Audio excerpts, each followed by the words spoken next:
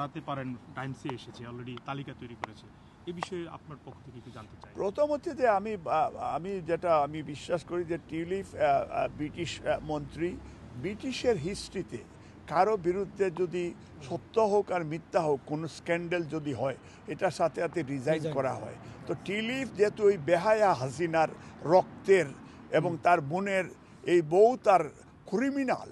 এবং ক্রিমিনাল না হলে, কারণ রাশিয়ার সাথে যারা আর্মস ডিল করতে যায় তার তো অ্যাকচুয়ালি এই জনগণে তাকে বুটি দেওয়া উচিত ছিল না, আগে আমরা জানতাম না। আমি মনে করি আমাদের এই টিউলিপের resignation as soon as possible, অথবা তাকে বরখাস্ত করা হোক এবং তাকে এই দেশের আইন অনুযায়ী ট্রায়াল করা হোক, এবং তার মাকেও এই দেশের আইন অনুযায়ী তার মাকেও ট্রায়াল করা হোক, এবং বাংলাদেশ সরকার হাসিনার সাথে যেন টিউলিপ এবং আপনার জয় এবং শেখ রেহানা তাদেরকে যেন দেশে ফেরত নেওয়ার জন্য ব্রিটিশ সরকারের প্রতি যেন তারা আহ্বান জানান।